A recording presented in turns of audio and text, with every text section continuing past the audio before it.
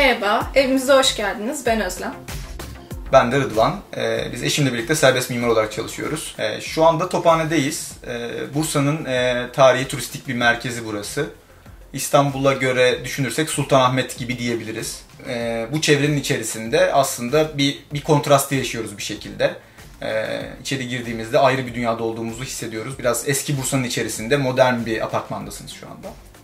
Apartman dediğimizde aslında 40 metrekare bir yerden bahsediyoruz.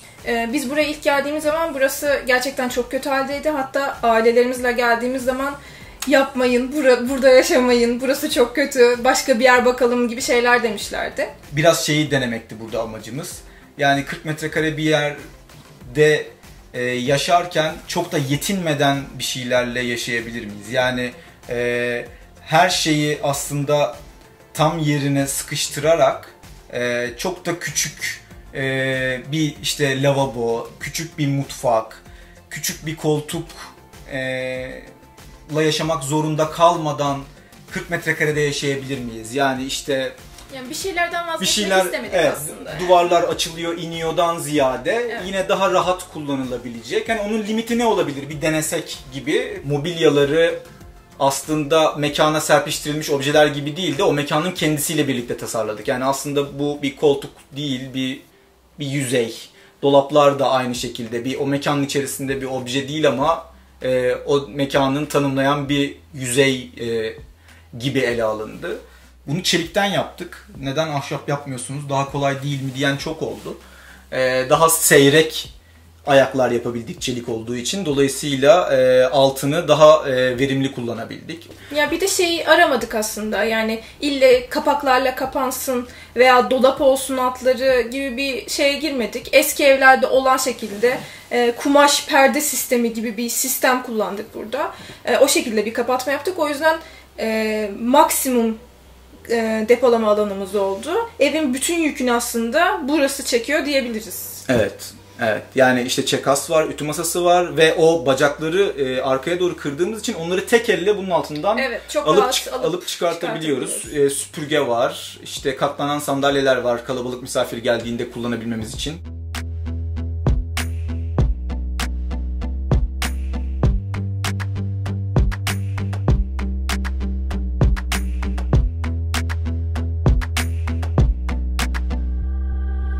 Bu evle ilgili sevdiğimiz şeylerden bir tanesi buradaki manzara aslında. Hani bu tescilli evleri, tarihi yapıları ve biraz da Uludağ manzarasını görüyoruz.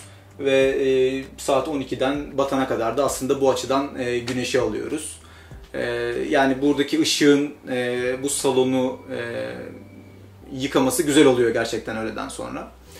Yani bu budaklı meşe, kullandığımız yerdeki budaklı meşeyi bu duvarda döndürüşümüz, aynı malzemeden yaptığımız bu işte sehpalar, yatak odasında da bu malzemenin devamını ve aslında nasıl parçalandığını göreceğiz. Bu evde aslında bir sürü noktada böyle şeyler düşündük.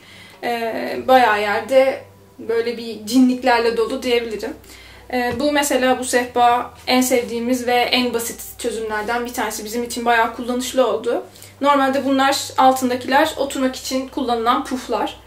Biz üstüne bunun tepsi gibi bir şey tasarladık ve yaptırdık. Bunu üstüne geçirdiğimiz zaman sehpa olarak gayet rahat bir şekilde kullanabiliyoruz. Aynı zamanda kaldırdığımız zaman puf olarak kullanabiliyoruz. Bir de bunu çıkartabiliyoruz bu şekilde. Böyle yaptığım zaman da bunu tepsi olarak kullanabiliyorum. Bu tepsiyi de bu işte sedir uzun olduğu için arama koyup ya da birinin yanına koyup rahat bir şekilde kullanabiliyorum. Ya dar alanda bu müdahaleleri yapmak tabii geniş alanlarda yapmaktan daha zor oldu. Yani daha hassas bir işçilik yaptırmamız gerekti. Çok daha sık kontrol etmemiz gerekti. Buradan yarım saat bile ayrılmadan takip etmek zorunda kaldık bu işleri. Dolayısıyla aslında ev küçük de olsa emek yoğun. Biz de bunu riske atmak istemedik ve bir konut sigortası yaptırmak istedik. Anadolu Sigorta'yı tercih ettik. Evet, yani evin küçük olması, büyük olması aslında çok büyük bir kıstas değil bu noktada. Bu evin maddi değerinin yanında manevi değeri de bizim için çok önemli. burada yaşadığımız sürece burası bizim için daha da değerli bir hale geliyor. Bütün harcadığımız emeklerin yanında. Yani konut sigortası gözle büyütülebiliyor ücret gereği veya ihmal edilebiliyor. Ama aslında meslek gereği başınıza neler gelebileceğini bildiğimiz için öyle bir durumda karşılaşacağınız zararlar bu ücretin yanında çok çok daha büyük şeyler. O yüzden biz bu yarattığımız dünyayı da kaybetmek istemediğimiz için böyle bir yöntem seçtik.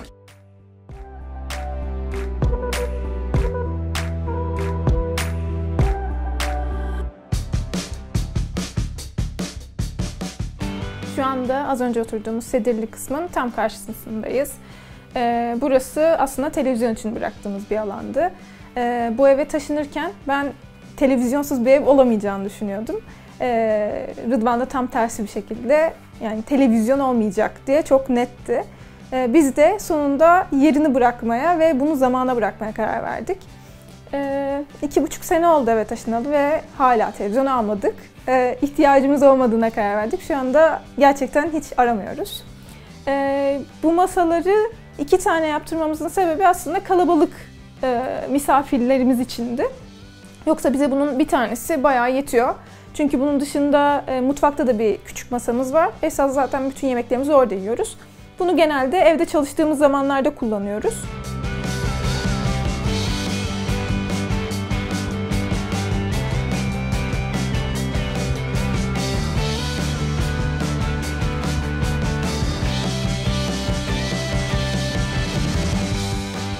Yatak odasının kapısını gri seçtik çünkü bunu tamamen birbirinden farkı olmayacak bir yüzey şeklinde olabilsin diye düşündük.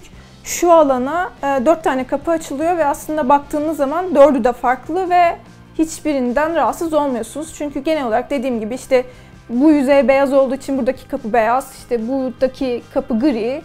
O yüzden sıkıntı olmuyor. Bir de burada tavanda bir hamlemiz var. Aslında gelenler bunun daha çok dekoratif olduğunu düşünüyor ama değil. Burada yatılı misafirlerimiz için mahrem bir alan yaratmak istiyorduk. O yüzden perdeyle bölmeye karar verdik. Bu gördüğünüz hareket de aslında perde hareketi. Burada bir ray var. Rayın içinde hareket edebiliyor. Böylece 2 odayı birbirinden ayırabiliyoruz.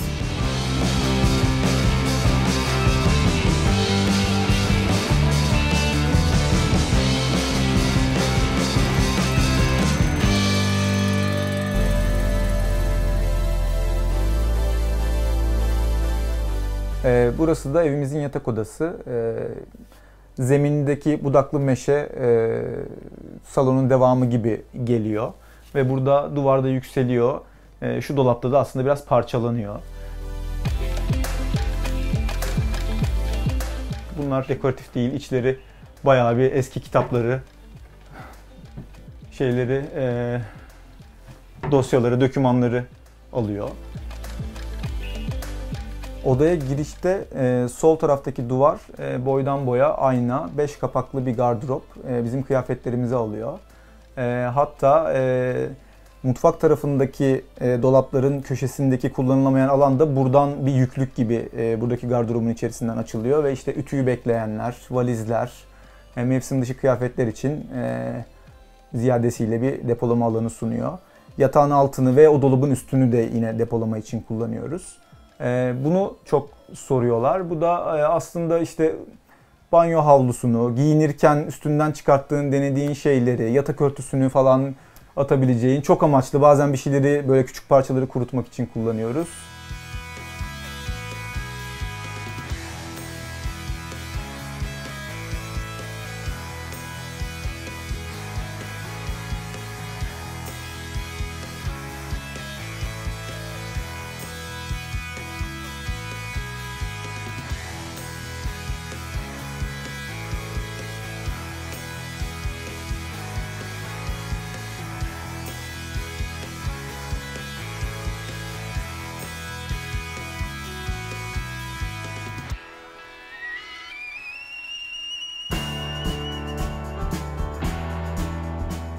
Şu anda evin mutfağındayız. Aslında belki evin en şaşırtıcı yeri olabilir. Çünkü 1+1'den ve 40 metrekare bir evden hiç beklenmeyecek kadar büyük bir alan burası. Biz burayı ilk gördüğümüzde buradaki mutfak sadece şu tezgah kadardı. Daha sonra bizim bu kadar bir mutfağın yetmeyeceğine karar verdik. Çünkü ikimiz de yemek yapmayı seviyoruz. Öncelikle burada çok güzel bir manzara var.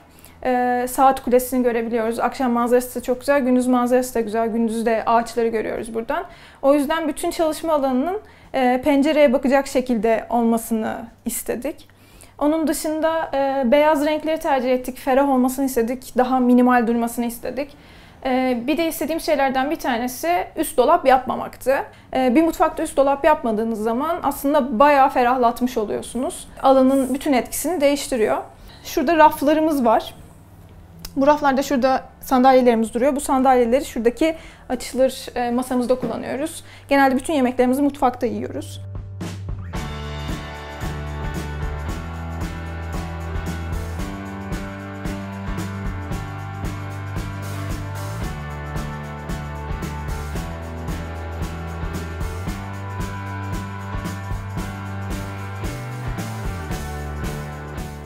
Onun dışında bu raflarımızda işte yemek kitaplarımız, işte birkaç tane aksesuar, bu tür şeylerimiz var. Burada bu en büyük esprilerimizden evin bir tanesi, bu tezgahın altındaki kısmın yarısının mutfak, yarısının banyo tarafından kullanılıyor olması. İşte bu tarafta kahve ve içecek hazırlama gibi eşyalarımızı buraya koyduk. Prizler burada. Çok rahat bir şekilde hazırlık yapabiliyoruz. Bu seramikleri çok beğenerek seçtik. Subway veya Metro serisi olarak geçiyor genelde. Hem hareketli hem de tek renk olması güzel bir etki oluşturdu burada. Damacana koyacak çok bir, yani belki arasak bulurduk ama damacana koymak istemedik. Arıtma sistemi kurduk o yüzden. Bu evin altında arıtma sistemimiz var. Çamaşır makinemiz de burada. Çamaşır makinemizi kurutmalı tercih ettik. Aslında bu evin en büyük sıkıntılarından bir tanesi evin içinde çamaşır kurutmak. Çünkü balkonu yok, ev küçük. Dolayısıyla çamaşır makinesini kurutmalı tercih ederek böyle bir çözüm bulmuş olduk. Bu tarafta boy dolaplarımız var. Bütün bardaklarımız, tabaklarımız, tencerelerimiz, her şey bunun içinde. Karşı tarafımızda bir tane buzdolabımız var. Onu da gri seçtik uyumlu olması açısından. Kombimiz burada. Erzak dolaplarımız var.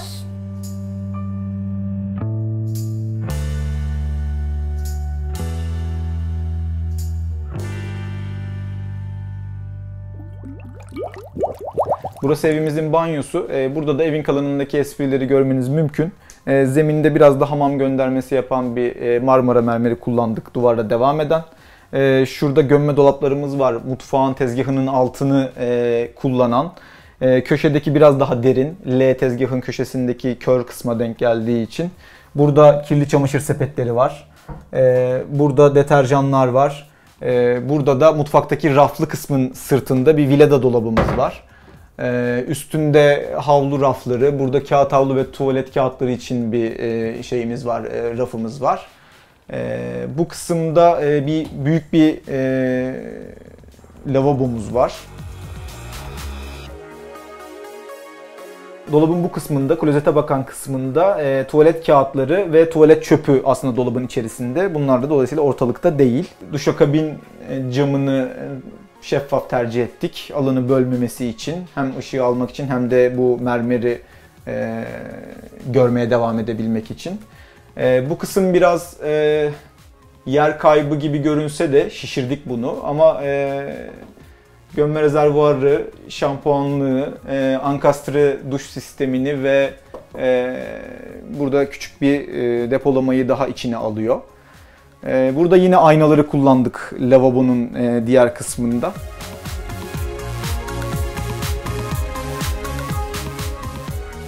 Burası bulunduğumuz noktadan bütün evi gördüğümüz bir yer. Salonumuz, yatak odamız, mutfağımız ve banyomuz. Bu da çıkış kapımız. O yüzden size burada veda etmek istedik. Bu dairenin 17. bölümüydü. Bizi izlediğiniz için teşekkür ederiz.